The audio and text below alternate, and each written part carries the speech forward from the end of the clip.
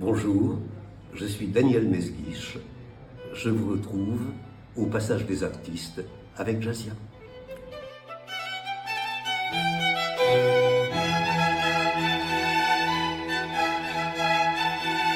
Bonjour et bienvenue à tous au Passage des Artistes. Merci d'être de plus en plus nombreux à nous rejoindre pour cette balade culturelle que je vous propose de faire, d'ailleurs, depuis un certain temps aujourd'hui. Alors, nous la faisons ensemble, bien évidemment, avec mon invité. Une promenade artistique à travers le parcours de mon invité sur Arsène Radio. Alors, aujourd'hui, j'ai l'honneur et le bonheur de recevoir un homme de théâtre, on va dire un maître de l'art vivant. Il est auteur, il est comédien, metteur en scène. Il est également récitant. Il nous dira ce que c'est que d'être récitant. Professeur d'art dramatique, modestement au cours Mesguich. Je vous en dévoile un peu quand même. Daniel Mesguich est passionné, il est passionnant également. Et ça, on en parlera durant toute l'émission qui va durer 30 minutes. Bonjour Daniel Mesguich. Bonjour. Je suis ravie de vous accueillir. Alors pour tellement de raisons, mais on va éviter d'en parler parce qu'on va... grignoter de l'émission et on va éviter. Bienvenue en tout cas au Passage des Artistes, je suis ravie de vous accueillir. Je disais au départ de l'émission que vous étiez passionnant et passionné et j'aimerais qu'on puisse surligner cette expression de passionnant et passionné, surtout passionné, parce qu'on en manque et on en manque cruellement aujourd'hui. Alors, comment est née votre vocation, j'ai envie de dire? Alors, vous alliez très très souvent au cinéma avec vos parents en Algérie. Alors j'allais très souvent, oui. J'allais très souvent au cinéma en Algérie, effectivement. Ouais. Nous n'avions pas la télé. Et mes parents m'emmenaient tous les soirs. Et ça aide de ne pas voir la télé finalement. C'est formidable. Et tous les soirs, il y avait cinéma, c'était obligatoire, enfin c'était la tradition. Nous mangions tôt, puis nous allions au cinéma. Voir souvent des westerns ou des choses... parfois de série B, peu importe, mais j'ai vu des centaines de films pendant mon enfance, voilà. Mais ce n'est pas la vraie raison, ou plutôt, c'est sans doute la vraie raison. Mais anecdotiquement, il y en a une autre. L'histoire de la guitare. Mais oui, je le raconte ou bien sûr. J'étais à Marseille, après l'Algérie, mes parents se sont établis à Marseille, et j'avais envie de faire quelque chose en dehors du lycée. Alors je n'étais pas très sportif, contrairement à William Mesguich, mon fils, qui lui a fait vraiment du football. Moi non, j'étais même un peu timide quant à mon corps, comme ça. Et je voulais faire autre chose, alors je suis allé aux Beaux-Arts d'abord, parce que j'aimais beaucoup dessiner, mais les inscriptions étaient closes. Alors je suis allé au conservatoire, c'était son nom, je crois que c'est encore son nom, de musique et de déclamation à Marseille, et je voulais faire de la guitare parce que j'admirais beaucoup Brassens ou Bob Dylan. Et donc j'ai demandé au planton, à l'huissier, bonjour, je voudrais m'inscrire en guitare. Alors ça l'a fait rire, d'abord parce qu'il m'a répondu qu'il n'y avait pas de classe de guitare, et d'autre part en me disant mais on s'inscrit pas comme ça, jeune homme, il faut passer un concours d'entrée, il faut connaître un peu le solfège et tout ça. Alors je me suis pas mis en colère, mais presque. Je lui ai dit mais enfin écoutez, moi je viens pour apprendre. Qu'est-ce qu'on peut faire quand on sait rien faire, qu'on veut juste apprendre?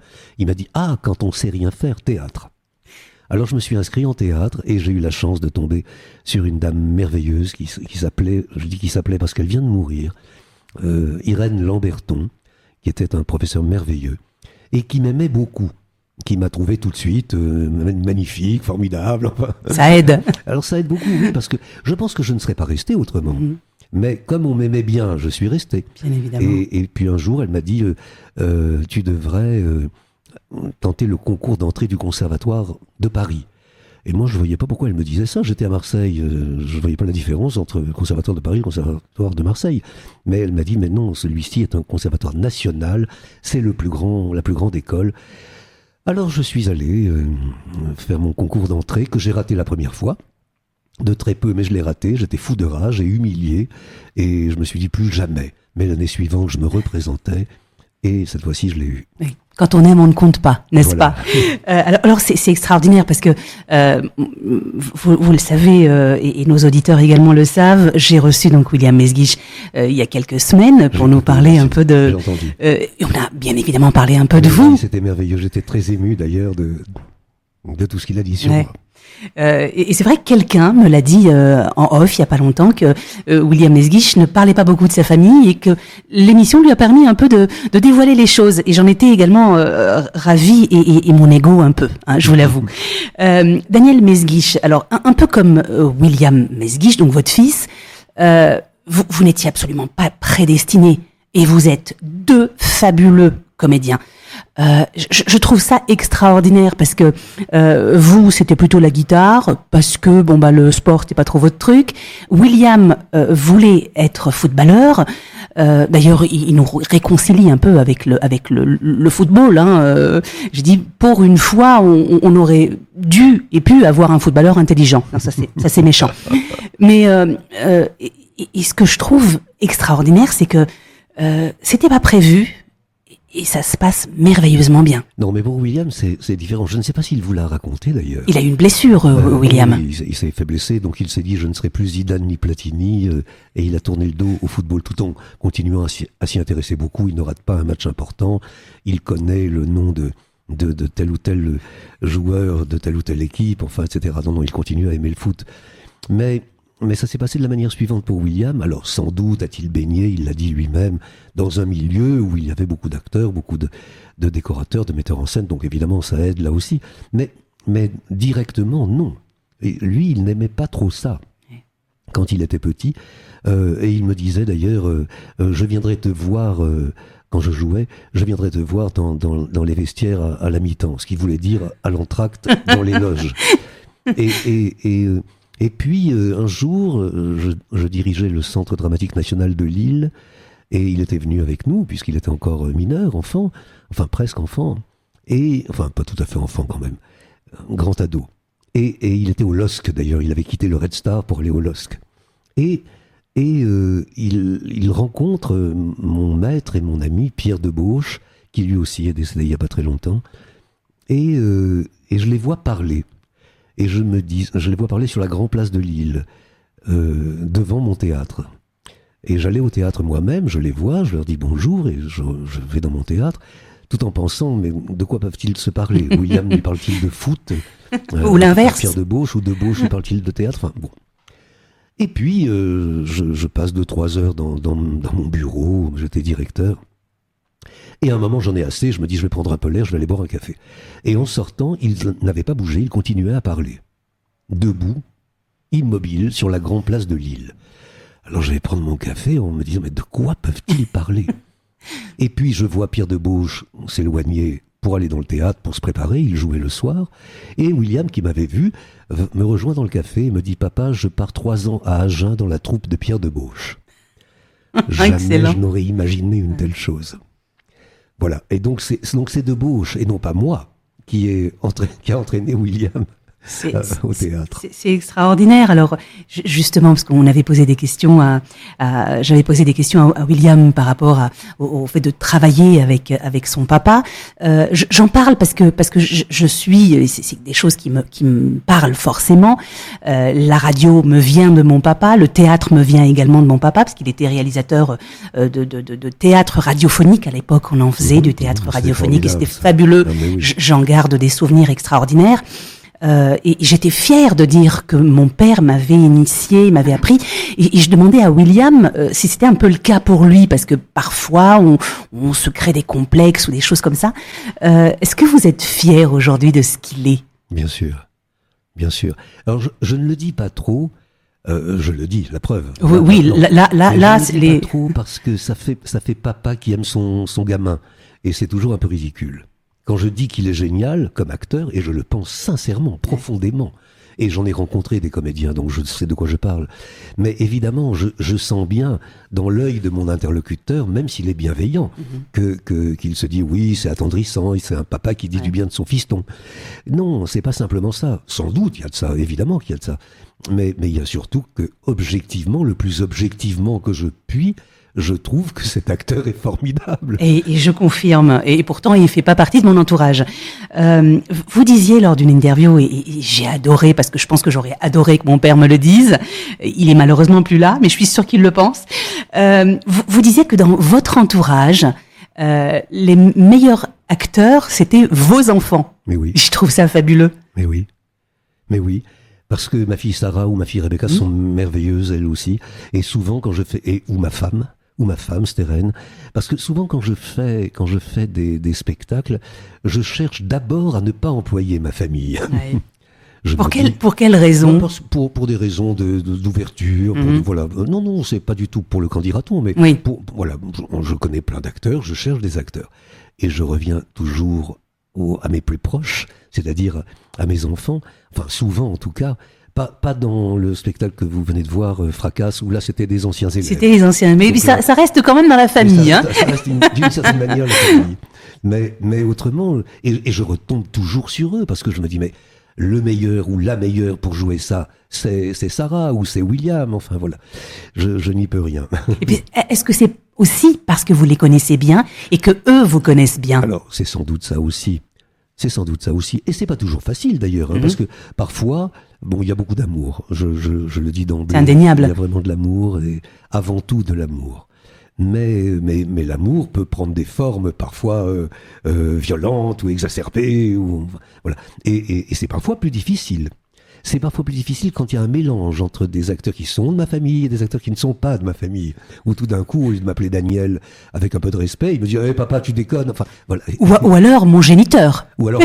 C'est comme ça que m'appelle souvent William. Et donc c'est parfois un peu plus délicat. Mais dans l'ensemble, ça se passe malgré tout très très très bien. Et je pense que, vous savez, moi j'aime le théâtre à condition qu'il y ait de la bienveillance, du respect, du plaisir, de l'envie, de l'admiration, enfin, que des choses positives. J'ai horreur du théâtre de crise, des gens qui se détestent, même si le résultat parfois est bien, il peut arriver que les choses se passent très très mal, mais qu'au résultat, on est de très bons acteurs. Ça ne m'intéresse pas. Je veux que les choses se passent très bien, je veux qu'elles se passent dans l'amour, et je suis le contraire d'un hystérique, je déteste hurler. J'ai eu à hurler 2-3 fois dans ma vie quand je montais des opéras, avec d'ailleurs à l'étranger, parce que c'était parfois la seule manière de se faire entendre. Dès que j'étais poli, on me prenait pour quelqu'un de faible. Donc j'ai compris qu'il fallait être brutal. Mais c'est culturel, c'était culturel, oui, ça? C'était plutôt culturel. Je vais pas dire le nom du pays, mais je sentais bien qu'il fallait faire ça. Alors et alors immédiatement les gens me disent ah voilà un metteur en scène. Mais autrement, dans l'ensemble, en tout cas en France, c'est pas nécessaire. Et dans l'ensemble, j'ai horreur de tout ce qui est méchant, violent, enfin voilà. J'ai horreur de ça. Je trouve que le théâtre est la civilisation même, la non-violence même. Dès qu'il y a de la violence, le théâtre reflue. Il n'y a plus de théâtre. Et je crois que c'est Jean-Marie. C'est très. En fait, je parle, je cite cet adage parce qu'il reflète tellement le monde actuel. Et je crois que c'est Jean-Marie qui disait que il aimait être au théâtre, jouer au théâtre parce que le théâtre lui apporte des choses que la vie ne lui apporte pas. Est-ce que c'est un peu vous, ça? Oui, sans doute. Sans doute. Encore que tout vient de la vie, par définition. Donc c'est une transformation des choses qui viennent de la vie. Mais cette transformation ne pourrait pas se faire ailleurs qu'au théâtre, oui, sans doute. Sans doute. Vous avez été acteur également, donc cinéma, télévision. Qu'est-ce que le théâtre vous apporte de plus, si d'ailleurs il vous apporte quelque chose de plus? Alors, c'est très compliqué.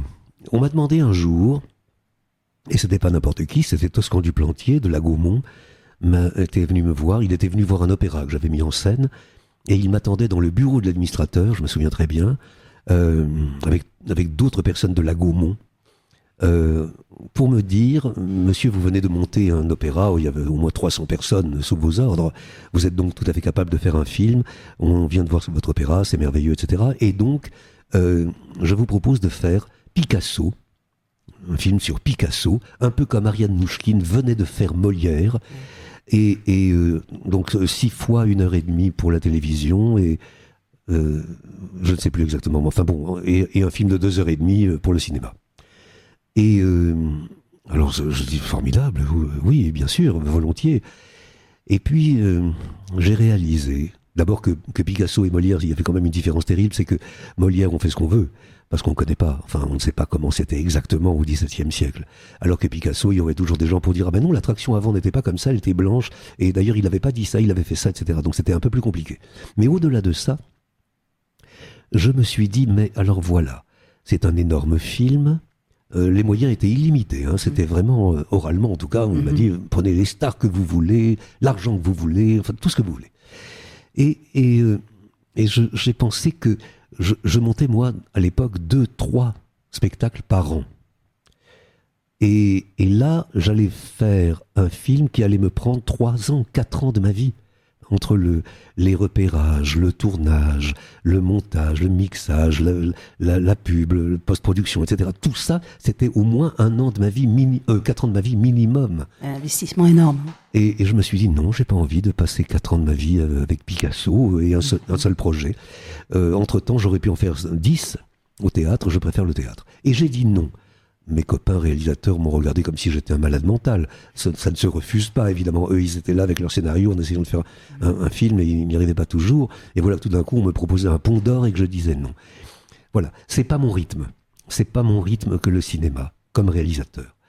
Le théâtre m'apporte donc déjà cette variété-là, cette folie-là. Je suis libre de faire ce que je veux.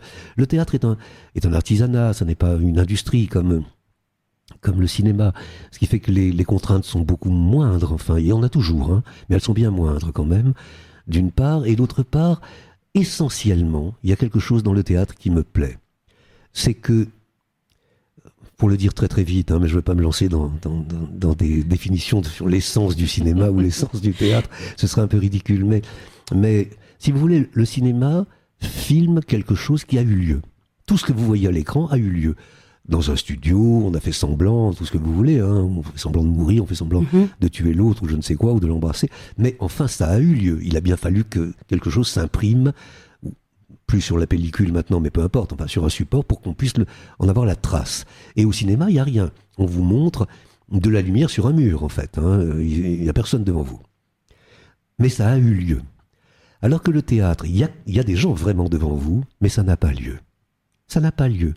Comme le dit très bien un personnage dans Fracasse, les chaises ne sont pas des chaises, mais des ombres de chaises, des désirs de chaises, des manques de chaises, des spectres de chaises, mais pas des chaises. Tout se déréalise. Au cinéma, ça se réalise, il y a un réalisateur. Au théâtre, ça se déréalise en quelque sorte, ça se décompose pour qu'on puisse entrer là-dedans, faire au moins la moitié du chemin en tant que spectateur. Vous voyez, Shakespeare arrivait avec un panneau où il y avait écrit « forêt de X ». Et les gens disaient « Ah, formidable, c'est la forêt ». Mais il faisait la moitié du chemin, sinon il n'y avait pas de forêt. Et je pense que ça change tout. Ça change absolument tout. Et ce que j'aime, c'est cette ouverture, cette analyse au sens sensitif du terme, pas forcément intellectuel, mais cette analyse des choses, cette décomposition, littéralement, cette déconstruction, on pourrait dire encore, des choses. Et pour moi, c'est le théâtre même. Donc c'est ça que j'aime, en fait. Et c'est vrai que on a une touche philosophique à chaque fois. Mais comment faire autrement ? Et alors, on peut le faire de manière plus ou moins naïve. Je pense que je suis naïf par rapport à des grands philosophes très pointus. À côté de Hegel ou de Spinoza, je suis un philosophe naïf.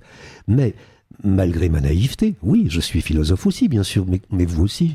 Nous le sommes tous. Qui ne l'est pas ? Enfin, dès qu'on pense un peu, dès qu'on parle un peu, on fait de la philosophie. Alors, avec plus ou moins de brio, plus ou moins de profondeur, bien sûr. Mais oui, moi, je crois que si on ne fait pas ça, on est mort.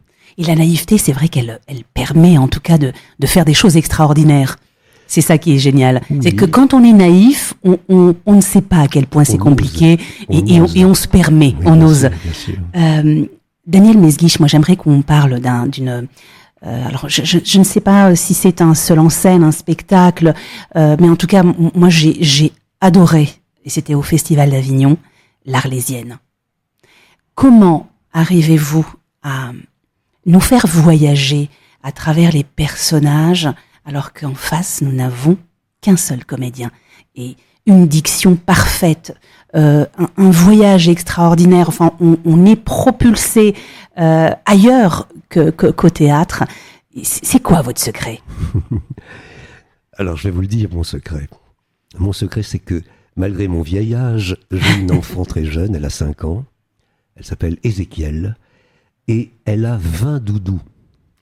Et quand je joue avec elle, et avec ses doudous, donc, je suis obligé de faire 20 voix différentes.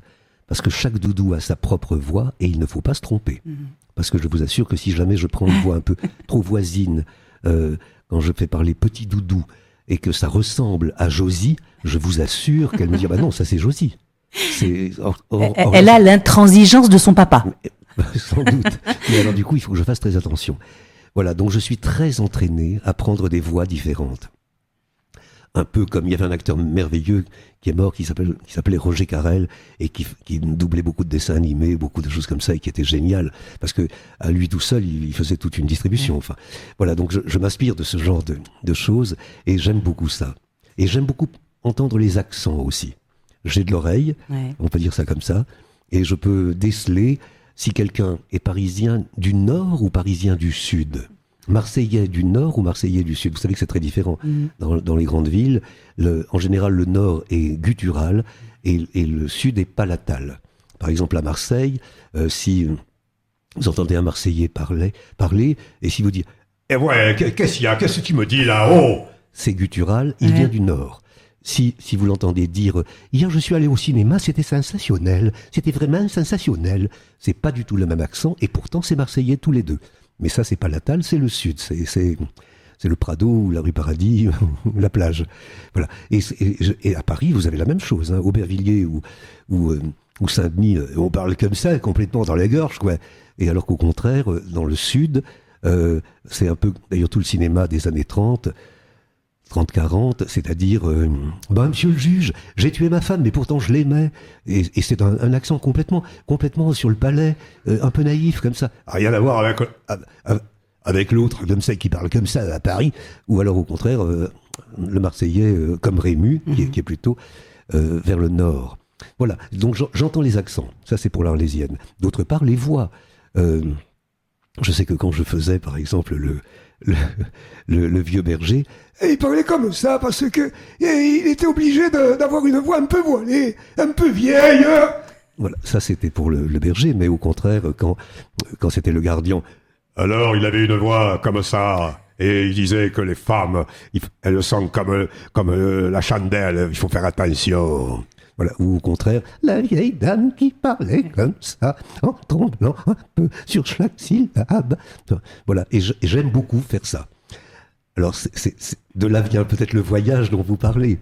Mais tout ça, c'est au service, au fond, d'une métamorphose permanente, qui est le théâtre même. Pour moi, c'est le théâtre même.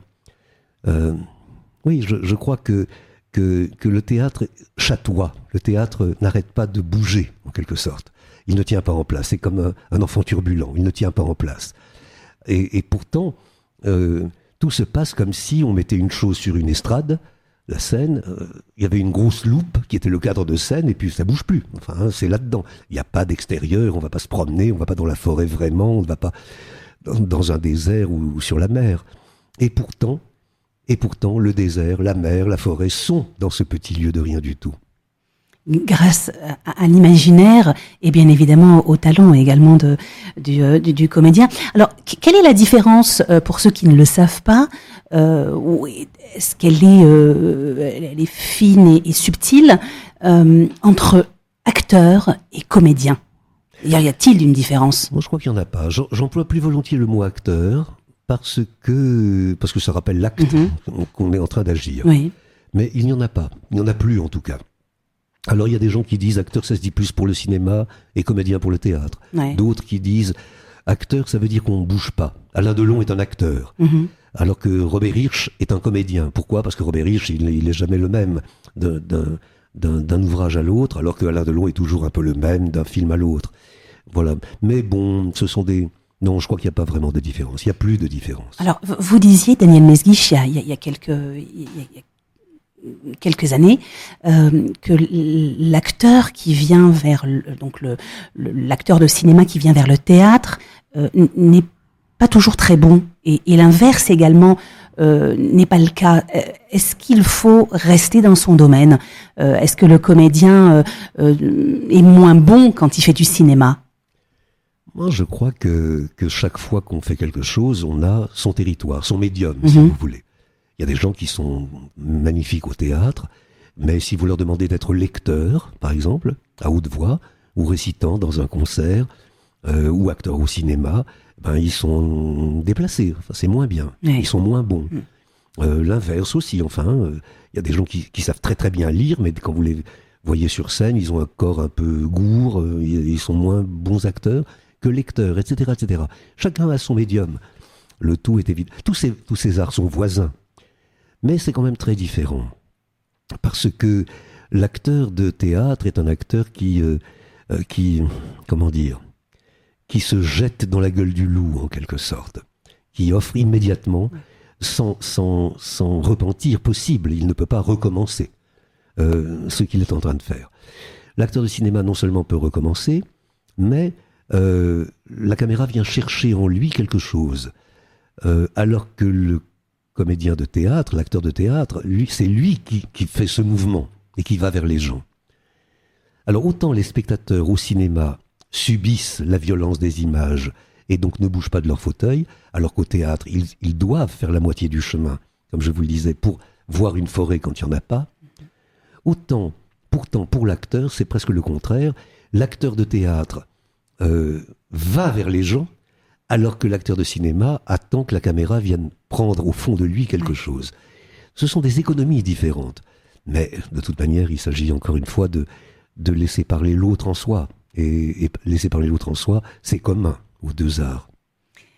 Je voulais ouvrir à nouveau la parenthèse que vous nous avez fait vivre également pendant le Festival d'Avignon avec William Mesguich, que j'avais trouvé fascinant parce qu'il est partout. Il est partout, à en devenir fou. Il le disait lui-même que parfois ça lui a coûté aussi quelques petits problèmes de santé. Comment est-ce que vous avez géré votre travail personnel? Parce qu'il y a eu l'Arlésienne, il y a eu également les pièces que vous avez jouées avec notamment avec William Mesguich. C'était Pascal. L'entretien de Pascal et Descartes. De Pascal et Descartes. Et le souper de Talleyrand et Fouché. Et justement, alors comment est-ce que vous avez géré tout ce travail-là? Parce que lui, il en parle avec beaucoup d'amour, mais une espèce de souffrance qu'il a lui-même vécu d'ailleurs, notamment pour les spectacles qu'il a joués sur Avignon. Vous avez vécu ça comment? Moi, je crois que je suis beaucoup plus calme que lui. D'abord, je travaille moins que lui. Ouais. Il dit toujours, mais tu m'as montré l'exemple, le mauvais exemple, sous-entendu, c'est-à-dire que tu travailles sans arrêt. Oui et non. Bien sûr, je travaille beaucoup, mais calmement, tranquillement, avec surplomb, j'espère, alors que William se jette à corps perdu dans les choses. Bon, et il travaille beaucoup plus en quantité que moi. Il lui est arrivé de jouer 5 spectacles par jour, 5-6 même, je crois, par jour, différents. Ça veut dire déjà qu'il faut avoir tout ça dans la tête, d'une part. D'autre part, changer d'économie, changer de corps, changer d'apparence, enfin, courir d'un lieu à l'autre, enfin, tout ça est complètement fou. Je n'aurais jamais fait ça, moi-même, à son âge. Donc c'était beaucoup plus facile pour moi. Et passer de l'un à l'autre, ma foi, à midi, je faisais l'Arlésienne et je m'amusais comme un petit fou. Et puis, un peu plus tard, dans l'après-midi, après avoir bien mangé et avoir rigolé avec des amis, je faisais le souper ou Descartes et Pascal. Non, pour moi c'était facile. Pour lui, c'était beaucoup plus difficile, sans doute. Oui. Mais il a tort. Je n'arrête pas de le lui dire. Il travaille trop. Il fait trop de choses. Daniel Mesguich. Mais il les fait bien. Mais il les fait tellement bien qu'on ne peut pas lui en vouloir. Daniel Mesguich, je n'ai jamais fait de théâtre, malheureusement. Lorsqu'on vient vous voir, un peu comme vous pour la guitare, lorsqu'on vient vous voir parce que nous sommes passionnés de théâtre, parce que qu'est-ce qu'il faut de plus que la passion pour pouvoir en faire son métier? Alors, vous avez raison, d'abord la passion, d'abord le désir, évidemment, bien sûr. Qu'est-ce qu'il faut? Beaucoup de choses. Beaucoup de choses. Il faut avoir le plaisir de la langue, le plaisir du texte, le plaisir de la lecture, de la littérature. Et quand je dis ça, je ne me fais pas pour autant le défenseur de je ne sais quel théâtre de texte, en opposition à un théâtre du corps ou un théâtre sans parole qui serait tout aussi légitime, etc. Non. Parce que même le théâtre du corps pur, même le théâtre sans aucune parole, est encore un théâtre de littérature. Il n'y a que de la littérature, il n'y a que du texte. Là, le texte est néant, parfois, on ne l'entend pas, il est invisible, inaudible, mais il est là, il y a du texte, il y a du sens, forcément, donc des mots, donc du texte. Alors, premièrement, donc un amour de la langue. Et un amour de la langue actif, c'est-à-dire qu'il faut lire, voire écrire, en tout cas lire, c'est fondamental. Un acteur qui ne lit pas est un acteur mort pour moi, ça n'est plus rien. C'est quelqu'un qui sait faire semblant. Mais comme le disait très bien mon maître et ami Pierre de Bauche, le théâtre n'est pas l'art de faire semblant, c'est l'art de le faire exprès. Et donc quand on fait exprès quelque chose, c'est qu'on a, avec armes et bagages, le désir de réussir cette chose, etc. Donc il faut lire. Moi, quand on me demande parfois quel genre d'acteur j'aime engager, je réponds, alors évidemment dans un premier temps ça fait rire, je réponds, je n'engage que des acteurs qui ont de grandes oreilles. Je veux dire par là qu'il faut qu'ils sachent entendre, pas des grandes oreilles comme Monsieur Spock dans le feuilleton, mais il faut qu'ils sachent entendre loin dans les phrases. Quand une phrase se dit, elle est souvent là pour cacher une autre phrase qui ne se dira pas. Déjà, il faut savoir l'entendre, l'autre phrase. Et cette autre phrase elle-même est peut-être encore le maquillage d'une troisième phrase. Et plus on entend loin dans les phrases, dans les mots, dans le choix des mots, mieux c'est. Mieux on joue, tout simplement. Et on peut choisir en plus quelle ligne, quel chemin on prend. Qu'est-ce qu'on décide de faire entendre un peu plus ? Peut-être un sens minoritaire va devenir majoritaire, enfin, voilà. Et je crois que ça, c'est fondamental. Pour moi, un grand acteur est un acteur qui a de grandes oreilles, donc qui sait entendre loin. D'autre part, il faut ne tenir à rien quand on est acteur, je crois. C'est-à-dire, par exemple, le metteur en scène vous dit, et là, il s'assoit, et vous avez pensé, en apprenant le texte, en rêvant à ce que vous alliez faire, que non, au contraire, il devait se lever et s'en aller. Eh bien, il faut dire, asseyons-nous. Il a demandé ça, voyons voir. Il y a toujours une issue, il y a toujours une autre manière de faire encore. Par exemple, très souvent, il m'est arrivé de mettre en scène des acteurs et je disais à un tel, et là tu t'assois, et puis tu le regardes, etc. Et puis tout d'un coup, dans le texte, il y avait « asseyez-vous ». Alors, il était déjà assis, le gars. Eh bien, qu'est-ce qu'on fait de la phrase « asseyez-vous » quand l'autre est déjà assis ? Et je vous assure qu'on peut trouver. Ça veut dire « je me moque de vous ». Asseyez-vous, vous n'auriez pas dû vous asseoir et je vous fais remarquer que vous vous êtes assis, donc je vous dis maintenant asseyez-vous. Ça peut vouloir dire aussi trouvez votre assise, ça peut vouloir dire 1000 choses, et ça y est, ça devient de la littérature. Vous voyez, du travail. Au fond, il s'agit de mettre dans des situations de lecture exacerbée quelque chose qui normalement est un peu inerte et de faire entendre au mieux, voilà, au mieux les choses. Mais pour faire entendre au mieux les choses, encore faut-il soi-même les avoir déjà entendus. Et c'est vrai qu'il faut également, j'imagine, un esprit assez large, puisque le théâtre vous ouvre tous les champs des possibles, et il faut élargir ses perspectives. Oui, moi je pense, si vous voulez que... Oui, bien sûr. Je pense que je me mets à la place de certains jeunes qui sont loin du théâtre. Et ce matin, par exemple, à mon cours, j'ai fait travailler du Racine. Et je me mets à la place de jeunes qui arriveraient, qui ne connaîtraient pas du tout Racine, et qui diraient « Non, mais qu'est-ce que c'est que ce truc-là ? Enfin, c'est en alexandrin, on comprend rien, c'est pas tout à fait notre langue. En plus, je reconnais vaguement le français, mais quand même, je comprends rien. D'autre part, c'est emphatique, c'est amphigourique, c'est lourd, c'est chiant, quoi. Enfin, voilà. Et je peux comprendre ça. Parce qu'ils croient, ces jeunes, et ils obéissent à une loi qui n'a jamais été écrite, qui est la loi, pour aller vite, de la bourgeoisie, on va dire ça comme ça, qui est née au milieu du 19e siècle à peu près, et qui, alors que les gens étaient fous, par exemple Racine, c'est un classique, on apprend ça à l'école, on apprend que c'est un classique, mais il était cinglé, c'est tout sauf un classique, il y a dans chaque alexandrin de Racine une folie égale à celle des plus grands surréalistes ou des plus grands poètes modernes, contemporains. mais ça fait semblant de raconter une petite histoire qui est vaguement tirée de l'Antiquité.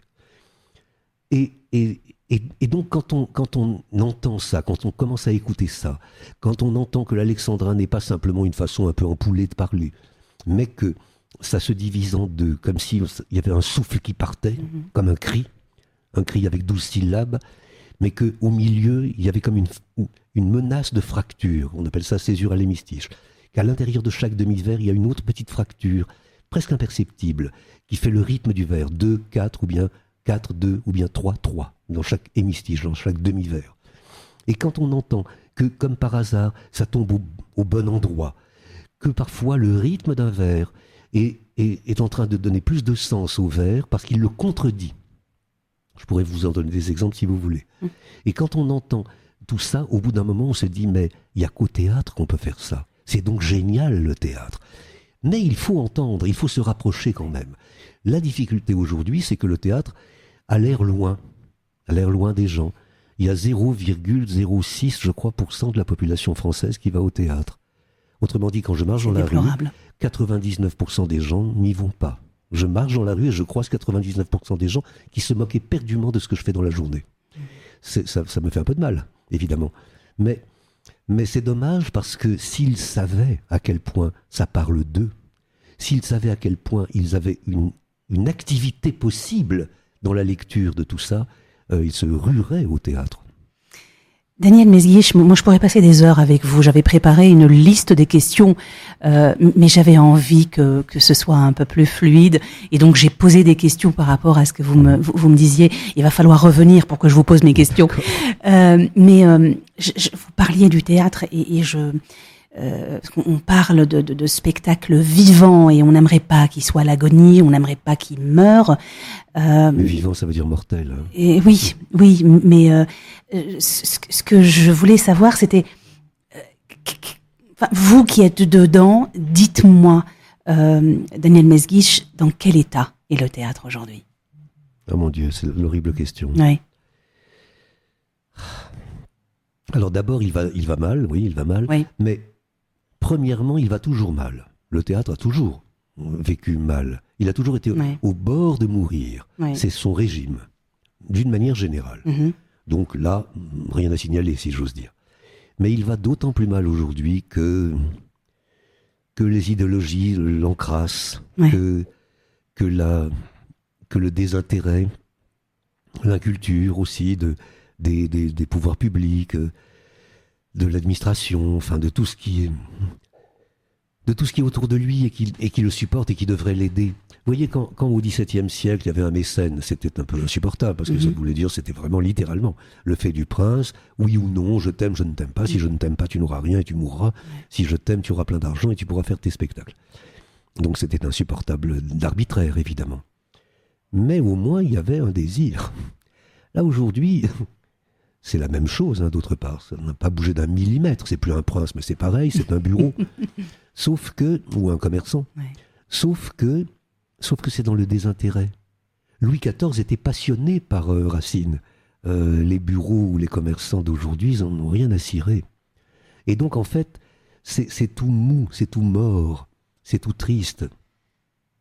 Voilà, non, ça va très très mal. Alors, comment ? Alors ça sera ma dernière question. Et puis les idéologies, pardon. Oui. Et les idéologies aussi. Vous voyez, si vous décidez d'être politiquement correct, vous trouvez de l'argent. Mm-hmm. Dès que vous sortez un petit peu de cette ligne-là, de cette ligne grotesque que nous connaissons... Et indécente. Et indécente, absolument. Alors là, vous êtes mort si vous sortez de ça. Il faut absolument... C'est une façon de se prosterner aussi devant la bien-pensance, quoi.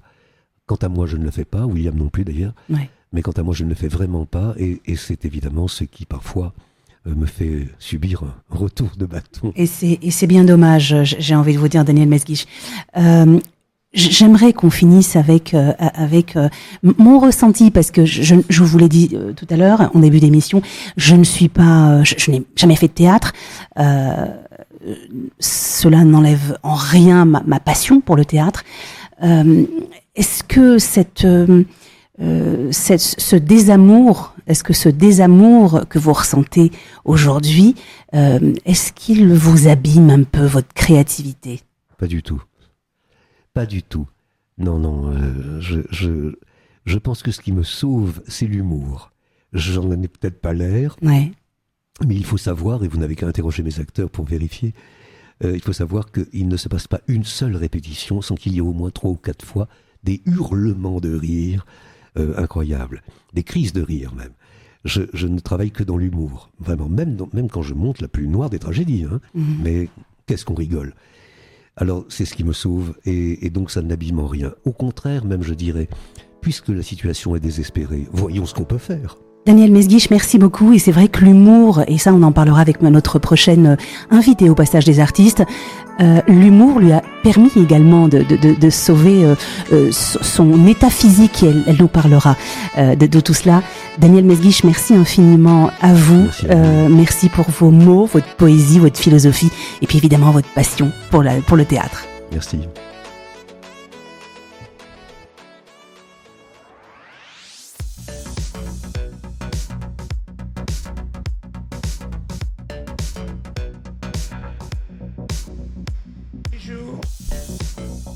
Plus tard, je vais essayer de pas pleurer parce que je suis très émotif.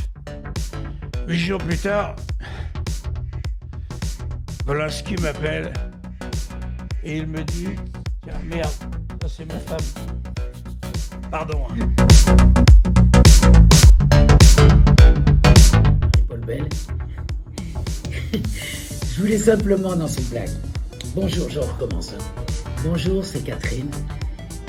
J'aimerais que vous nous retrouviez au Passage des Artistes avec la passionnée Jazia.